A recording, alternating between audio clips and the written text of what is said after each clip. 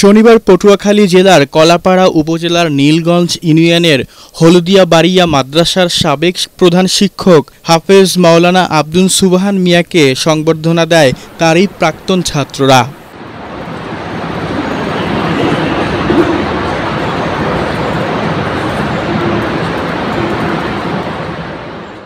অনুষ্ঠানের শুরুতে প্রাক্তন ছাত্ররা তাদের প্রিয় ওস্তাদকে ফুল দিয়ে বরণ করে নেন। এতে সাবেক ছাত্র, স্থানীয় মুসল্লি ও গণ্যমান্য ব্যক্তিরা উপস্থিত ছিলেন।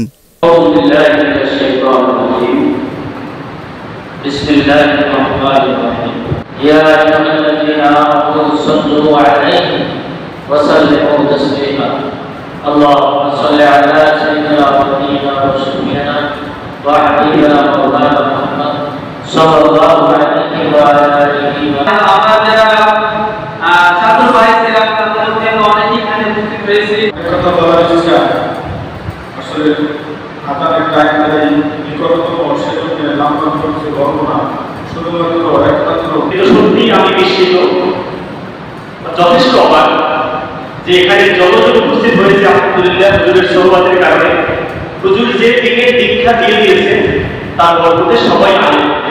ছাত্র ভাইদের সাথে দেখা হলো, ওস্তাদের সাথেও দেখা হলো, ওস্তাদের কাছ থেকে দোয়া পর্যন্ত।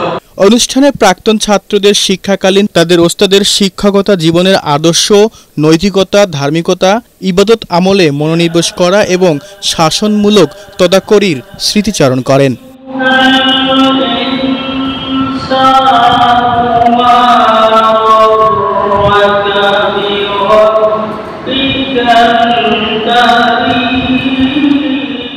আজকের এই মহামূল্যবান অভ্যর্থনা অনুষ্ঠানে আমার প্রাণপ্রিয়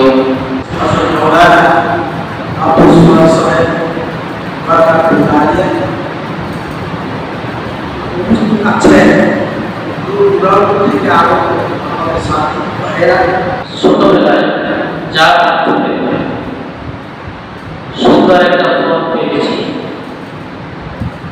যে কোরআনের সংস্পর্শে এসে আমরা আজকে আল্লাহ পাক আমাদেরকে মানুষ করেছেন। আপনাদের আল্লাহ দান করুন।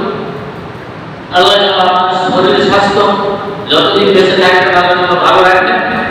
আপনিও আমাদের জন্য দোয়া করবেন।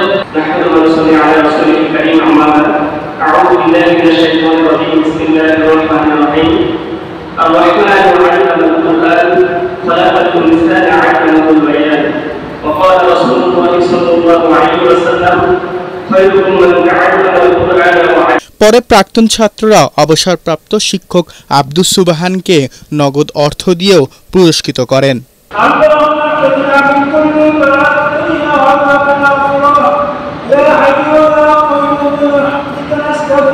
Bureau report, ATN Bangla.